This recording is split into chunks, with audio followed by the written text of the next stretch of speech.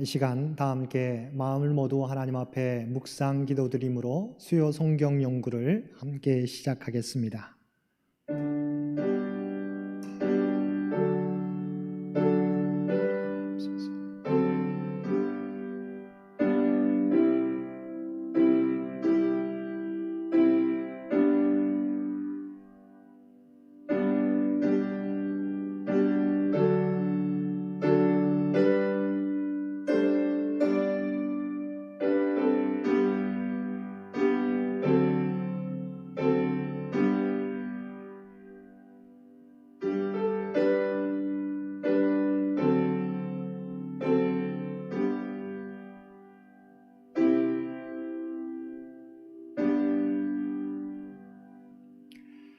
사랑과 은혜가 충만하신 아버지 하나님, 지난 3일 동안도 우리 모두를 세상 가운데 지켜주셨다가 각자의 삶의 자리에서 수요 예배로, 수요 성서 연구로 모여 예배 드릴 수 있도록 귀한 은총 베풀어 주심을 진심으로 감사드립니다.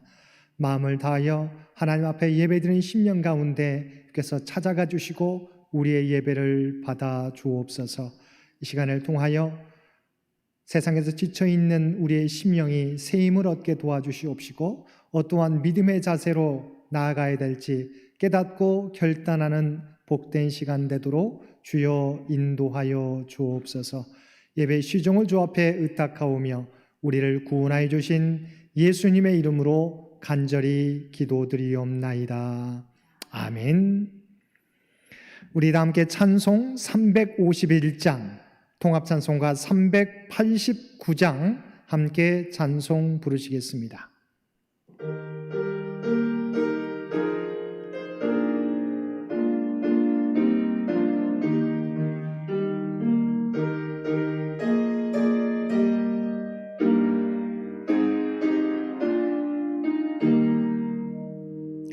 믿는 사람들은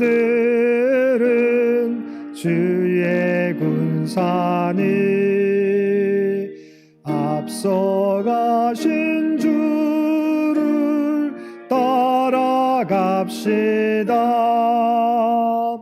우리 대장 예수 길을 들고서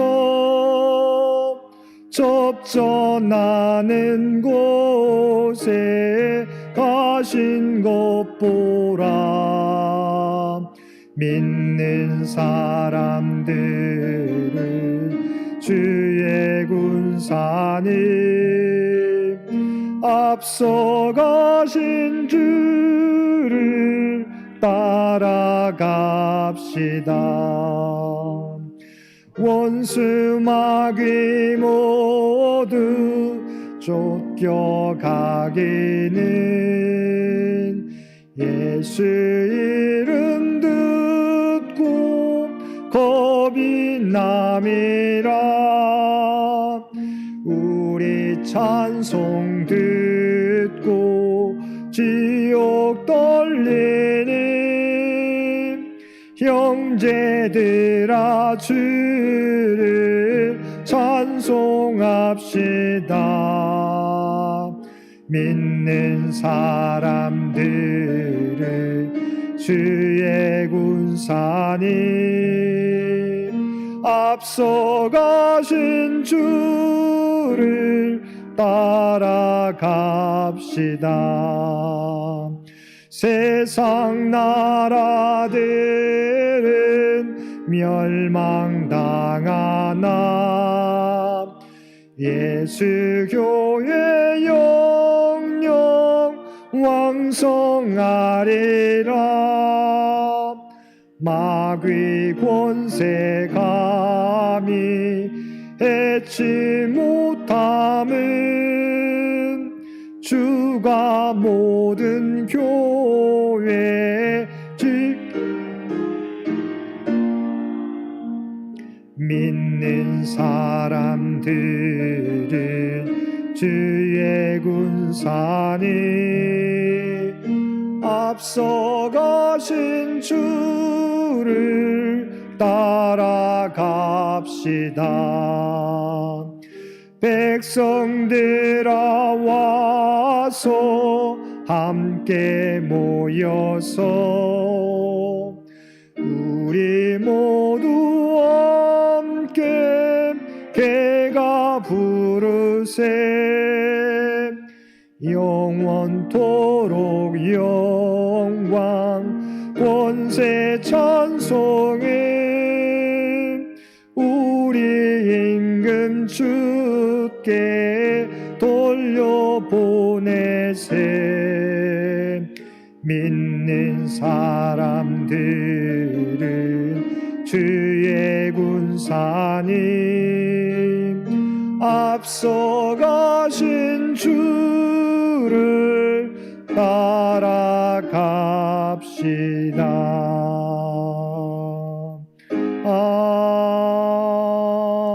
아멘. 오늘 예배를 위해서 남신도의 이선호 집사님 기도 인도해 주시겠습니다. 다 함께 기도드리겠습니다.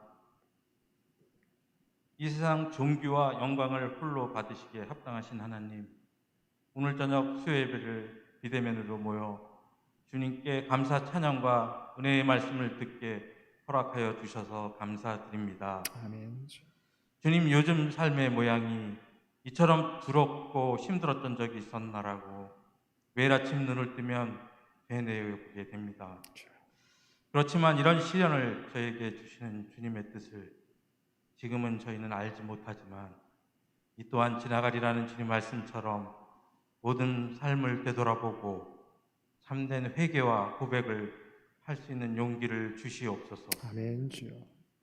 지난 8.15 광복절 이후 저희 성전에서는 예배를 드리지도 못하고 성도들과의 교제도 할 수 없던 시간을 보내왔지만 이번 주일에는 주님 성전에서 주일 설수할 수 있게 되었습니다. 이 또한 주님의 은혜인 줄 저희는 알고 있습니다. 아멘. 주여. 이 시간 골리앗과 다윗이라는 말씀으로 저희 창의교회 선동님들에게 말씀 전하실 임스택 담임 목사님의 말씀이 은혜와 감동이 함께 할 수 있도록 주님께서 여기 함께하여 주시옵소서. 아멘. 또한 어려운 여건 속에서도 예배를 준비하는 모든 손길들에게도 축복하여 주시옵소서. 아멘. 주여. 이제 시작하는 시간이오니 저희 성도님들 어느 곳에 있든 어떤 모습이든 주님의 축복이 함께 하실 줄 믿고 이 모든 말씀 우리 주 예수 그리스도의 이름으로 감사하며 기도드립니다. 아멘.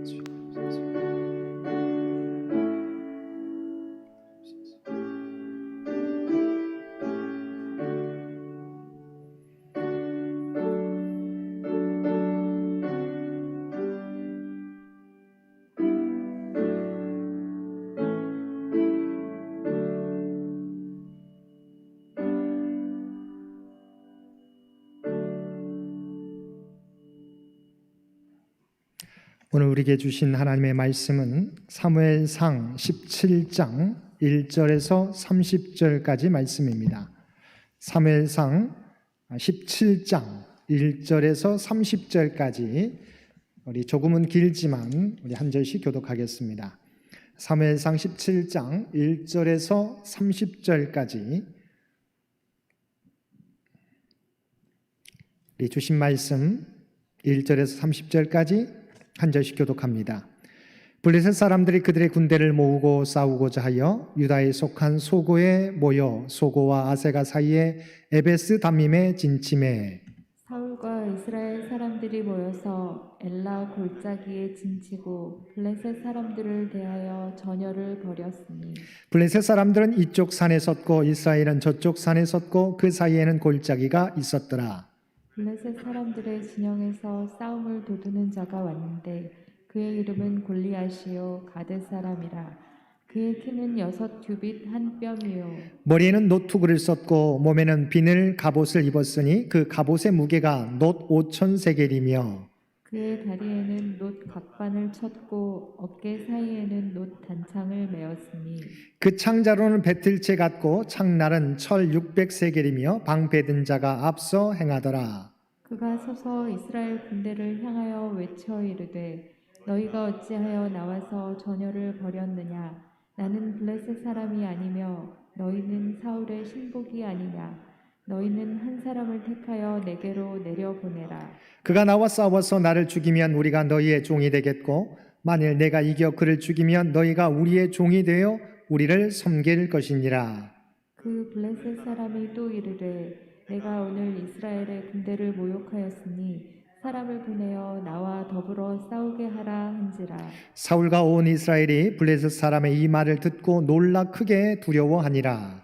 다윗은 유다 베들레헴 에브라 사람 이세라 하는 사람의 아들이었는데 이세는 사울 당시 사람 중에 나이가 많아 늙은 사람으로서 8 아들이 있는 중 그 장성한 세 아들은 사울을 따라 싸움에 나갔으니 싸움에 나간 세 아들의 이름은 장자 엘리압이요 그 다음은 아비나답이요 셋째는 삼마며 다윗은 막내라. 장성한 세 사람은 사울을 따랐고 다윗은 사울에게로 왕래하며 베들레헴에서 그의 아버지의 양을 칠 때에 그 블레셋 사람이 40일을 조석으로 나와서 나타내었더라.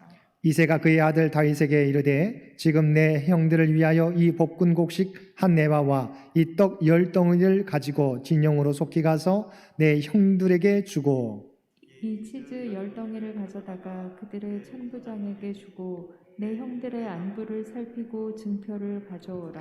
그때 사울과 그들과 이스라엘 모든 사람들은 엘라 골짜기에서 블레셋 사람들과 싸우는 중이더라. 다윗이 아침에 일찍이 일어나서 양 지키는 자에게 맡기고 이새가 명령한 대로 가지고 가서 진영에 이른즉 마침 군대가 전장에 나와서 싸우려고 고함치며 이스라엘과 블레셋 사람들이 전열을 벌이고 양군이 서로 대치하였더라. 다윗이 자기의 짐을 짐 지키는 자의 손에 맡기고 군대로 달려가서 형들에게 문안하고 그들과 함께 말할 때 마침 블레셋 사람의 싸움 도두는 가드 사람 골리앗이라는 자가 그 전열에서 나와서 전과 같은 말을 하매 다윗이 들으니라. 이스라엘 모든 사람이 그 사람을 보고 심히 두려워하여 그 앞에서 도망하며 이스라엘 사람들이 이르되 너희가 이 올라온 사람을 보았느냐? 참으로 이스라엘을 모욕하러 왔도다. 그를 죽이는 사람은 왕이 많은 재물로 부하게 하고 그의 딸을 그에게 주고 그 아버지의 집을 이스라엘 중에서 세금을 면제하게 하시리라. 다윗이 곁에 서 있는 사람들에게 말하여 이르되 이 블레셋 사람을 죽여 이스라엘의 치욕을 제거하는 사람에게는 어떠한 대우를 하겠느냐? 이 할례 받지 않은 블레셋 사람이 누구이기에 살아계시는 하나님의 군대를 모욕하겠느냐? 백성이 전과 같이 말하 이르되 그를 죽이는 사람에게는 이러이러하게 하시리라 하니라. 큰형 엘리압이 다윗이 사람들에게 하는 말을 들은지라 그가 다윗에게 노를 바라여 이르되 내가 어찌하여 이리로 내려왔느냐? 들에 있는 양들을 누구에게 맡겼느냐? 나는 내 교만한 내 마음의 완악함을 아노니 내가 전쟁을 구경하러 왔도다. 다윗이 이르되 내가 무엇을 하였나이까 어찌 이유가 없으리까 하고 돌아서서 다른 사람을 향하여 전과 같이 말하며 백성이 전과 같이 대답하니라. 아멘. 오늘도 하루 일과를 마치시고 각자의 삶의 자리에서 또한 주님 전에 나와 함께 예배드리는 우리 모든 성도님들 가운데 하나님의 놀라운 은혜가 충만히 임하시게 되기를 주님의 이름으로 간절히 축원드립니다. 오늘과 다음 주 수요 예배 우리 다윗과 골리앗이라는 주제를 가지고 2차례에 걸쳐서 말씀을 나누겠습니다. 오늘은 다윗과 골리앗 첫 번째 부분 말씀을 가지고 함께 은혜를 나누겠습니다. 블레셋이 이스라엘을 재차 공격하게 되었습니다. 우리가 잘 알고 있듯이 블레셋과의 첫 번째 전투는 사울이 왕위로 등극한 이후에 블레셋과의 첫 번째 전투는 사울왕 제2년에 일어났었습니다. 우리가 사무엘상 14장에서 살펴보았던 것처럼 그때 3,000명의 군사밖에 없었지만 요나단의 담대한 믿음을 통해서 블레셋을 무찌를 수가 있었습니다. 그 이후에 사울왕이 이끄는 이스라엘 백성들은 하나님의 명령에 따라서 아말렉 군대를 무찌르게 되었습니다. 그 내용이 사무엘상 15장에 나오게 됩니다. 이와 같이 블레셋과의 전투에서도 승리하게 되고 또한 아말렉과의 전투에서도 승리하게 되었습니다. 사울왕이 왕으로 등극하면서 왕정 체제가 우리가 성립된 이후에 전쟁마다 승리를 이끌어 갑니다. 이제 이스라엘이 더 굳건히 서가는 시점에서 블레셋은 이 이스라엘의 길을 이제 꺾어 버리고자 대군을 이끌고 이제 2차 전쟁을 벌이게 되었다고 하는 것입니다. 자, 2차 전쟁에서는 1차 전쟁과 똑같은 전략으로 나선 것이 아니라 새로운 전략을 가지고 이스라엘 앞에 나오게 됩니다. 우리가 1차전에서 살펴봤던 것처럼 전면전으로 이스라엘을 공격할 수 있었습니다. 그런데 이번에는 심리전을 이용하게 됩니다. 이번에도 대군을 이끌고 왔습니다. 그런데 강력한 장군을 내세워서 대표자를 내세워서 1대1로 붙자. 그런데 그 강력한 대표자가 그 누구도 꺾을 수 없는 사람이라면 상대방 바로 이스라엘이 힘을 잃고 스스로가 기세가 꺾여서 스스로가 무너지게 될 것이라고 생각했던 것이죠. 그래서 그 강력한 대표자로 누구를 세웠습니까? 우리가 잘 알고 있는 골리앗이라고 하는 사람, 싸움을 도두는 자, 강력한 대표자 한 사람을 내세우는데 그 사람이 골리앗이었다고 하는 것입니다. 여러분 사무엘상 17장 4절 말씀 보시기 바랍니다. 사무엘상 17장 4절 말씀. 블레셋 사람들의 진영에서 싸움을 도두는 자가 왔는데 그의 이름은 골리앗이요 가드 사람이라. 그의 키는 6규빗 한 뼘이요. 이제 골리앗이 어떤 장수인지 설명해 주는데 골리앗의 키가 6규빗 한 뼘이요. 우리가 좀 이따 살펴보겠지만 먼저 설명을 드리자면 우리가 사람을 측정할 때 3m 정도의 키라고 말할 수 있겠습니다. 이어서 17장 5절에서 7절 말씀 보겠습니다. 17장 5절에서 7절 말씀. 머리에는 노투구를 썼고 몸에는 비늘 갑옷을 입었으니 그 갑옷의 무게가 놋 5천 세겔이며 그의 다리에는 놋 각반을 쳤고 어깨 사이에는 놋 단창을 메었으니 그 창자로는 배틀채 같고 창날은 철 600세겔이며 방패든 자가 앞서 행하더라. 자, 다시 한번 싸움을 도두는 자로 골리앗이 나서게 되었는데 이 골리앗이 어떤 사람이냐? 키가 바로 3m에 이르게 되었습니다. 우리 한국에서 연예계에서 가장 크다고 하는 우리 서장훈 선수가 2m 7cm인가요? 그 정도만 해도 엄청난 크기인데 그 서장훈 선수보다도 1m가 더 컸어요. 또한 그가 입었던 갑옷은 어떤 곳을 뚫을 수 없는 비닐 갑옷이었는데 그 무게가 얼마 정도냐? 여기 보면 놋 5천 세겔로 나와 있습니다. 킬로그램으로 따지게 되면 58kg에 해당됩니다. 거의 60kg에 해당되는 갑옷만 해서 60kg 정도 되는 갑옷이에요. 또한 골리앗이 메고 있는 창은 배틀채 같은데 그 무게가 한 7kg 정도, 6.9kg 정도, 정확하게 6.9kg. 그러니까 사실은 어떤 것도 이 사람을 뚫을 수 없어요. 원래 1대1로 싸우게 되면 이 골리앗과 싸움에서 골리앗을 맞설 수가 없습니다. 키가 3m에 갑옷이 60kg. 그러니까 사실은 보통 칼이나 창이나 화살을 사실은 이 갑옷을 뚫을 수가 없는 거예요. 또한 그가 휘두르는 창만 해서 7kg예요. 휘두르는 것만 해도 우리가 칼과 그 당시에 창으로 맞섰을 때 서로 대결하게 되었을 때 이 사람이 골리앗이 휘두르게 되면 그 힘을 버틸 수가 없다고 하는 것입니다. 그래서 싸움을 도두는 자로 골리앗을 내세우게 되었는데 40일 동안 이스라엘 군대와 또 하나님을 조롱하고 멸시하는데도 그 누가 나서지 않습니다. 그래서 심리전을 통해서 1대1로 싸우자. 그런데 가장 강력한 장수를 앞세웠어요. 근데 이스라엘에서 이 3m 되는 골리앗과 맞서 싸울 사람이 아무도 없는 거예요. 그래서 그는 이스라엘 백성들에게 40일 동안 아침 저녁으로 나와서 이스라엘 백성들과 하나님을 조롱하고 멸시하게 됩니다. 그러면 이 블레셋의 이미 사기는 하늘 높이 올라가고 40일 동안 한 달이 넘도록 그 골리앗과 맞서지 못하니까 이스라엘의 사기는 땅으로 꺼지게 되었다고 하는 것이지요. 자, 사무엘상 17장 8절에서 9절 말씀 함께 보도록 하겠습니다. 그가 서서 이스라엘 군대를 향하여 외쳐 이르되 너희가 어찌하여 나와서 전열을 벌였느냐? 나는 블레셋 사람이 아니며 너희는 사울의 신복이 아니냐? 너희는 한 사람을 택하여 내게로 내려 보내라. 그가 나와 싸워서 나를 죽이면 우리가 너희의 종이 되겠고, 만일 내가 이겨 그를 죽이면 너희가 우리의 종이 되어 우리를 섬길 것이니라. 자, 블레셋 군대는 자기의 유리한 어떤 프레임을 짜고 좀 나선 거예요.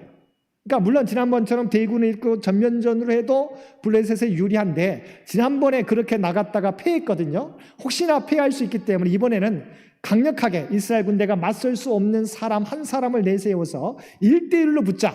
그래서 그 사람이 나를 이기면 우리가 너희의 종이 되겠고, 내가 이기면 너희가 우리의 종이 되라 라고 나서고 있는 거예요.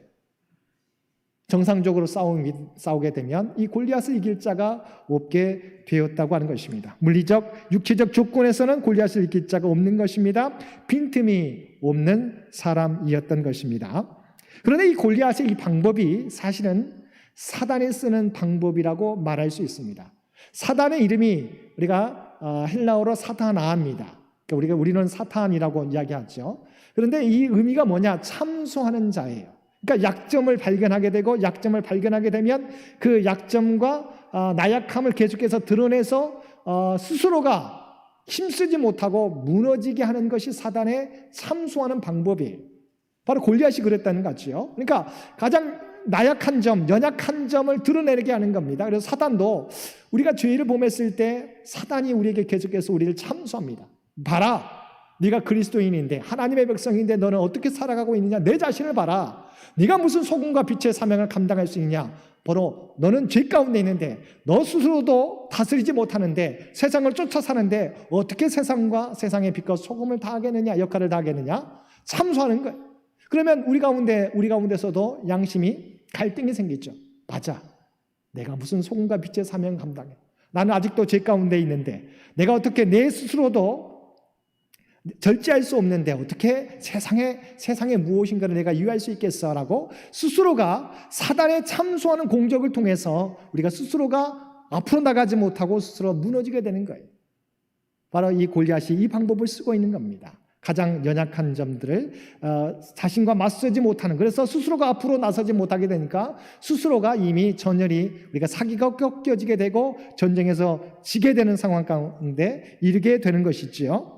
자, 그런데 참소하는 자의 이런 공격에 맞서서 이길 수 있는 방법이 무엇이겠습니까? 그것은 우리의 연약함을 보는 것이 아니라 바로 그 모든 것을 우리가 감싸주고 해결해 줄 수 있는 하나님 앞에 기도하는 방법이라고 하는 것입니다. 실제적으로 열왕기하 18장에 아수르의 랍사게가 유다 왕 히스기야를 공격할 때였어요. 그때도 이미 예루살렘을 둘러싸고 이미 힘이 없습니다. 그래서 이미 랍사게가 모든 사람들이 듣도록 너희는 바로 나에게 무릎을 꿇게 될 것이다. 너희 왕은 너희를 보호하지 못한다라고 계속해서 공격합니다. 그 말을 이스라엘 백성이 다 듣게 돼요. 그러면 사기가 더 꺾여지게 되지 않습니까? 그 말을 듣고도 힘이 없기 때문에 맞서지가 못하는 거죠.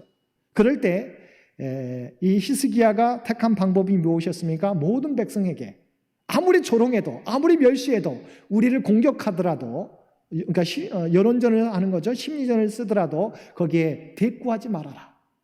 그리고 히스기야는 선지자 이사야에게 가서 하나님 앞에 기도할 것을 요청하게 됩니다. 자, 그 말씀 열왕기하 18장 36절 말씀 한번 보겠습니다. 그러나 백성이 잠잠하고 한마디도 그에게 대답하지 아니하니 이는 왕이 명령하여 대답하지 말라 하였습니다. 아멘. 자, 그래서 우리가 사단이 우리를 연약함을 공격하고 우리의 약점을 드러내고 우리를 공격했을 때 여러분 거기에 맞서지 마시게 되기를 바랍니다. 우리 있는 그대로를 하나님 앞에 우리가 무릎 꿇고 아뢰시게 되기를 바랍니다. 그러면 하나님께서 우리에게 하나님의 지혜를 허락해 주세요. 그래서 맞서지 말고 하나님 앞에 기도하게 될 때 우리는 참소하는 자의 공격을 이길 수 있다고 하는 것입니다. 자, 이런 위기의 상황 가운데 세상에서는 무명의 사람이었으나 하나님이 준비한 사람이 등장하게 됩니다. 그 사람이 누구입니까? 다윗입니다. 자, 17장 17절에서 18절 말씀 보겠습니다. 어떤 상황 가운데 우리 다윗이 등장하는가 성경은 말씀하고 있습니다. 이새가 그의 아들 다윗에게 이르되 지금 내 형들을 위하여 이 볶은곡식 한 에바와 이 떡 10덩어리를 가지고 진영으로 속히 가서 내 형들에게 주고 이 치즈 10덩이를 가져다가 그들의 천부장에게 주고 내 형들의 안부를 살피고 증표를 가져오라. 아멘. 자, 위기 상황입니다. 국가와 민족적으로 위기 상황인데 사실은 다윗은 아직 소년이었기 때문에 그 전쟁에 참여할 수 있는 상황도 아닙니다. 그런데요, 다윗이 하나님 앞에 철저하게 하나님을 의지하며 자기의 일에 충성을 다하게 될 때 예상치 않았지만 하나님은 준비된 다윗을 등장시키는데 자기도 의도하지 않았어요. 다시 어떻게 이 전쟁터에 나가게 됩니까? 아버지의 심부름을 따라서 전장터에 나가 있는 세 아들, 이미 전장에 참여할 수 있는 나이대가 첫째로부터 셋째까지 참여할 수 있었습니다. 그래서 다윗의 형들이 그러니까 식구가 아들들이 8명이었습니다. 막내가 다윗입니다. 근데 형제들 가운데 첫째부터 우리가 셋째까지가 전쟁에 참여하게 되었어요.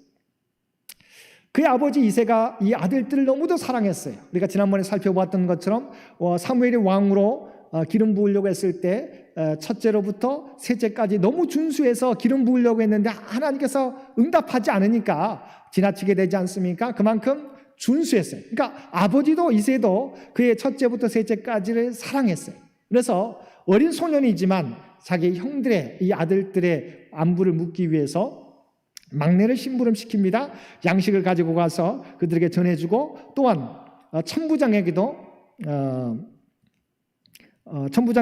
이 치즈 10덩이를 주면서 안부를 살피고 이제 증표를 가져오라고 이야기했다는 거죠.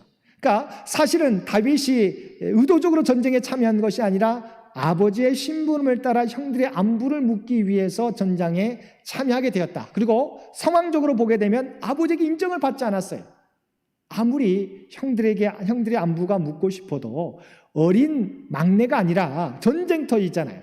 그러면 좀 더 큰 넷째나 다섯째 다른 아들들을 보낼 수 있었지만 인정받지 못했던 다윗을 전쟁터에 보내게 됩니다. 그러면서 그것도 믿지 못하니까 증표를 받아오라고 꼭 이르게 되었다고 하는 거죠. 우리가 이것을 보게 될 때 사실은 하나님 앞에 쓰임받는 사람은 누구일까? 하나님 앞에 쓰임받는 사람은 누구일까? 물론 세상적으로 인정받는 사람일 수가 있습니다. 그러나 때로는 하나님께 쓰임받는 사람은 사람의 기준을 뛰어넘을 때가 있다고 하는 거죠.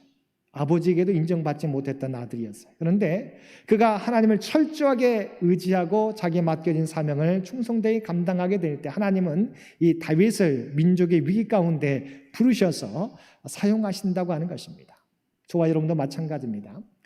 우리가 사람을 보게 될 때 또한 우리 자신을 보게 될 때 세상적으로 우리가 특별하게 많은 나은 점이 없을 수도 있어요. 그러나 중요한 것은 우리 하나님 앞에 바로 서 있으면 또한 내일에 충성을 다하면 하나님은 나도 깨닫지 못하는 순간 가운데 역사의 분기점에 우리를 사용하실 수가 있다고 하는 거죠. 다윗도 의도하지 않았어요. 아버지에게도 인정받지 못했어요. 형들에게도 인정받지 못했어요. 그러나 그가 하나님 앞에 충성을 다하게 될 때 자기도 모르는 사이 역사의 분기점 가운데 서게 되는 것을 보게 되는 것입니다. 자, 그러면 어떠한 믿음의 자세였기에 다윗이 이렇게 부름받게 되었을까? 우리 지난번에도 살펴보았던 것처럼 우리가 다음 시간에도 살펴보겠지만 사울은 자기에 맡겨진 일에 충성을 다하는 사람이었다. 그래서 지난번에도 우리가 지난주에도 살펴보았던 것처럼 골리앗과 맞서게 될 때 자기가 어떤 사람인지를 설명하죠. 사울왕 앞에서 자기는 어떤 사람이어서 양치는 목자지만 사자와 곰이 양을 물어갈 때 내가 목숨을 걸고 사자와 곰에게서 자기의 양들을 다시 되찾아오는 사람이었다고 하는 거죠. 뿐만 아니라 오늘 말씀에도 살펴보겠지만 사람들이 골리앗을 대하는 반응과 다윗이 골리앗을 대하는 반응이 전혀 달랐다고 하는 것입니다. 한번 살펴보겠습니다. 자, 골리앗에 대해서 사람들 어떤 반응을 보였습니까? 17장 24절 말씀 보겠습니다. 17장 24절 이스라엘 모든 사람이 그 사람을 보고 심히 두려워하여 그 앞에서 도망하며. 우리가 알고 있듯이 인간적으로 여러분 생각해 보세요. 키가 3m입니다. 이 갑옷만 해서 60kg예요. 모든 이 철로 다 자기를 감싸고 있어요. 이 창만 7kg 휘두르기만 해도 엄청난 소리가 들립니다. 이 골리앗과 맞서 싸울 사람이 아무도 없습니다. 40일 동안 한 달이 넘게 아침 저녁으로 이 골리앗이 하나님을 조롱하고 이스라엘 백성을 조롱하는데 그 앞에 아무도 나서지 않아요. 그래서 골리앗을 볼 때 모든 사람의 느낌이 뭐였어요? 그 사람을 두려워하게 되었다. 그런데 다윗의 반응은 어떠했습니까? 26절 말씀, 17장 26절 말씀입니다. 다윗이 곁에 서 있는 사람들에게 말하 이르되 이 블레셋 사람을 죽여 이스라엘의 치욕을 제거하는 사람에게는 어떠한 대우를 하겠느냐? 이 할례받지 않은 블레셋 사람이 누구이기에 살아계신 하나님의 군대를 모욕하겠느냐? 자, 사람들은 골리앗을 보면서 두려워 떨고 있어요. 앞에 나서지도 못해요. 그런데 다윗은 어떤 생각을 갖고 있어요? 이 블레셋 사람을 죽여 이스라엘의 치욕을 제거하는 사람에게는 어떤 대우를 하겠다고 말하고 있습니까? 이미 지금 다윗은 이 사람을 죽일 수 있다고 생각한 거예요. 그리고 그 보상이 무엇인지를 묻고 있는 거죠. 뿐만 아니라 이 골리앗에 대해 어떤 생각을 갖고 있냐면 이 할례받지 않은 블레셋 사람이 누구이기에 살아계신 하나님의 군대를 모욕하겠느냐. 아무리 사람들은 이 3m 되는 골리앗의 키를 보게 됩니다. 그가 입은 군복을 우리가 보게 됩니다. 갑옷을 보게 됩니다. 그가 갖고 있는 창을 보지만 다윗은 이 사람은 할례받지 못한 이방인일 뿐이다라고 생각하는 거죠. 이 이방인이 거룩한 하나님의 이름을 조롱하고 있다. 이 자는 당연히 하나님의 심판을 마땅히 받게 된다고 생각했던 거예요. 소년이에요. 어떻게 보면 골리앗의 키의 반 정도밖에 되지 않을 거예요. 1m 50 정도나 될까요? 커봤자 1m 70 될 겁니다. 그러니까 골리앗에 비해서는 아주 어린 소년에 불과하지만 다윗은 할례받지 못한 자가 어떻게 거룩한 하나님을 모욕할 수 있느냐고 분개하였다고 하는 거죠.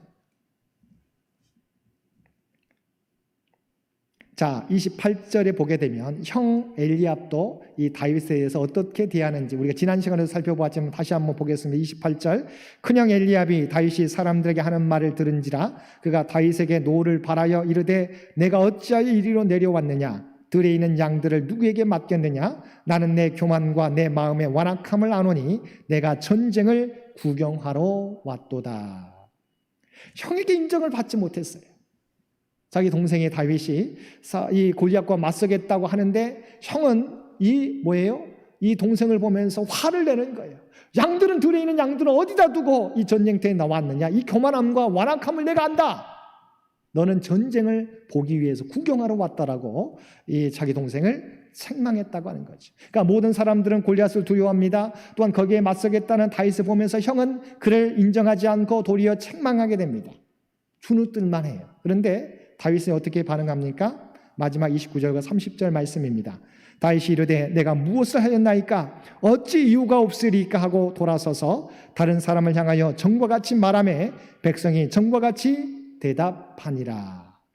형의 자질을 믿지 못해요. 우리가 알고 있는 다윗은 아버지의 심부름을 위해서 형들의 안부를 묻고 아버지가 전해준 양식을 전하고 또한 천부장에게 치즈를 전해서 좀 형들을 잘 봐달라고 아버지의 심부를 통해서 왔는데 전쟁을 구경하기 위해서 왔다고. 그리고 양들은 어디다 두었냐고 동생을 책망하고 있는 거예요. 그럴 때 다윗은 주눅들지 않고 내가 이유가 있어서 왔다라고 그러면서 똑같이 그 전과 같이 어떻게 저 할례받지 못한 자가 하나님의 이름을 조롱할 수 있느냐 모욕할 수 있느냐 라고 담대하게 이야기하게 되었다고 하는 것입니다. 여러분 우리가 생각하게 될 때 다윗은 이와 같이 형들에게도 아버지에게도 인정받지 못하는 사람이었어요. 그리고 소년이었기 때문에 전쟁에 나갈 수도 없는 상황이었어요. 그런데 하나님은 이 민족의 위기 앞에서 하나님을 절대적으로 의지했던 다윗, 그리고 자기 일에 충성을 다했던 다윗을 바로 들어서 사용하신다고 하는 것입니다. 오늘날도 마찬가지입니다. 우리가 세계가 어렵다고 합니다. 대한민국의 위기만이 아니라 코로나가 전 세계적인 위기예요. 그래도 우리나라가 코로나를 가장 잘 대처하고 있는 나라 가운데 한 나라로 우리가 자리 잡고 있지 않습니까? 이 위기 가운데 우리가 어떻게 이런 위기를 우리가 이겨나갈 수 있을까? 중요한 것은요, 우리의 능력이 아니라 우리가 하나님을 절대적으로 의지하고 내 맡겨진 사역을 감당하다 보면 나도 모르는 사이에 하나님께서는 하나님 앞에 충성을 다하고 하나님을 절대적으로 의지하는 사람을 들어서 민족의 기회와 세계적인 위기를 돌파할 수 있도록 인도해 주신다고 하는 거예요. 오늘 말씀 여러분 기억하실 수 있게 되길 바랍니다. 하나님 앞에 쓰임받는 사람은 누구일까? 세상적으로 인정받는 사람이 아니라 하나님 앞에 인정받는 사람이라고 하는 거예요. 우리는 알지 못합니다. 내가 어떻게 사용될까? 그러나 중요한 것은 한 가지 분명한 것은 내가 하나님을 절대적으로 의지하고 나에게 맡겨진 사역을 목숨을 걸고 감당하게 될 때 하나님은 역사의 순간에 믿음의 사람을 들어서 하나님의 위대한 구원의 도구로 사용해 주신다고 하는 것입니다. 오늘 말씀을 통해서 우리 앞에 놓여있는 위기가 많이 있습니다. 우리는 어떻게 이것을 헤쳐나갈까 우리는 알지 못합니다. 그러나 우리가 준비되어 있으면 하나님 언젠가 우리를 사용해 주신다는 하는 사실을 잊어버리지 마시게 되기를 바랍니다. 그 누구도 40일 동안 조롱하는 골리앗과 맞서지 못했지만 하나님은 준비된 다윗을 들어서 전쟁터의 한가운데 세우고 다윗을 통해서 골리앗을 무찌르고 전쟁을 승리하는 위대한 일꾼으로 삼아주셨다고 하는 것입니다. 오늘 말씀을 통해서 우리가 할 일은 뭘까? 우리 앞에 놓여있는 위기 가운데 우리가 할 일은 뭘까? 하나님 믿음의 사람을 찾고 계시다고 하는 것입니다. 또 우리 일에 자기 일에 충성을 다하는 사람을 찾고 있다고 하는 거예요. 그러면 우리가 나도 모르는 사이에 하나님께서 우리를 위기의 현장 가운데 세워주시고 그 위기를 이겨나갈 수 있도록 극복할 수 있도록 인도해 주실 것입니다. 오늘 말씀을 통해서 다윗과 같은 믿음을 통해서 오직 하나님 앞에 쓰임받고 또한 하나님의 거룩한 구원의 사역을 감당해 나갈 수 있는 저와 여러분 모두가 되실 수 있게 되기를 주님의 이름으로 간절히 축원드립니다. 함께 기도드리겠습니다. 사랑하는 충만하신 아버지 하나님, 오늘도 다윗의 믿음을 통하여 우리의 모습을 돌아보게 해주시니 진심으로 감사드립니다. 다윗은 아버지로부터 형들로부터도 인정받지 못했지만 그가 하나님을 절대적으로 의지하며 자기의 맡겨진 사명을 목숨을 걸고 감당하게 될 때 하나님은 그 다윗을 민족의 위기 앞에 세워서 그 나라를 구원하게 되는 것을 보게 됩니다. 아버지 하나님, 이 세계적인 위기 앞에서 하나님이 찾는 사람, 그 사람은 여전히 하나님을 절대적으로 의지하는 사람이요 자기에게 맡겨진 사명을 충성되이 감당하는 사람인 줄 믿습니다. 위기 앞에 우리가 낙심하기보다 아버지 하나님 오직 이때에도 오직 하나님을 의지하며 맡겨진 사역을 충성되이 감당할 수 있는 우리 모두가 되게 하여 주옵소서. 그리하여 이 위기 상황 속에서도 하나님의 거룩한 구원의 역사를 아버지 하나님 감당해 나가며 써내려갈 수 있는 주의 백성들 모두 되게 하여 주옵소서. 이 모든 간구 우리를 구원하여 주신 예수님의 이름으로 간절히 기도드리옵나이다. 아멘.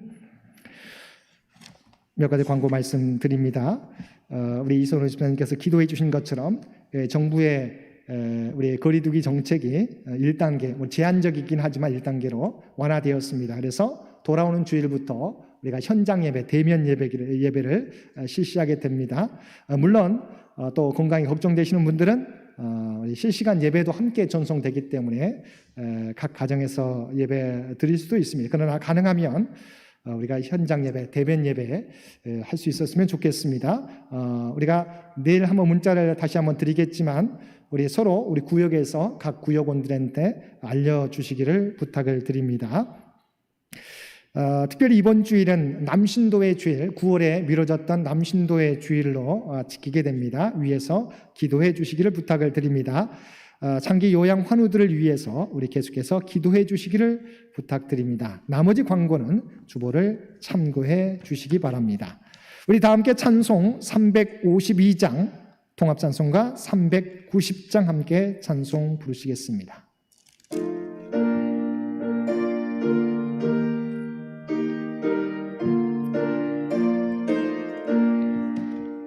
십자가 군병들아 주 위에 일어나 기들고 앞서 나가 담대히 싸우라. 주께서 승전하고 영광을 얻도록 그 군대 거느리사 이기게 하시네.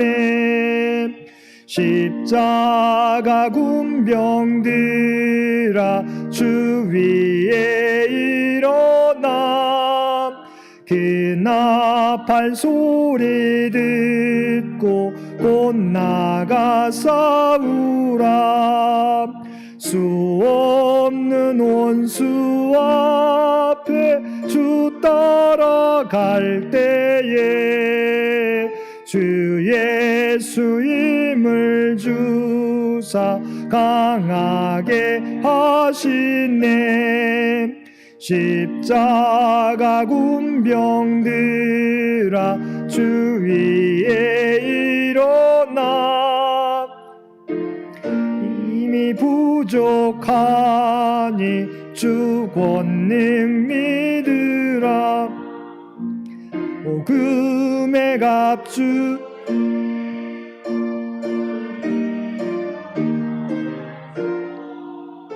너 맡은 자리에서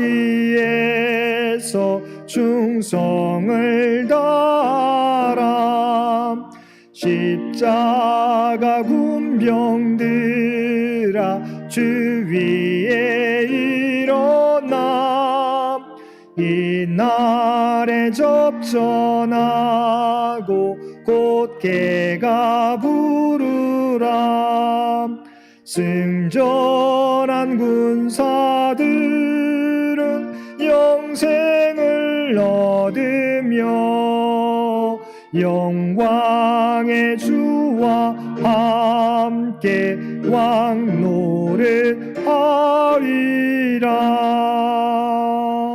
아멘.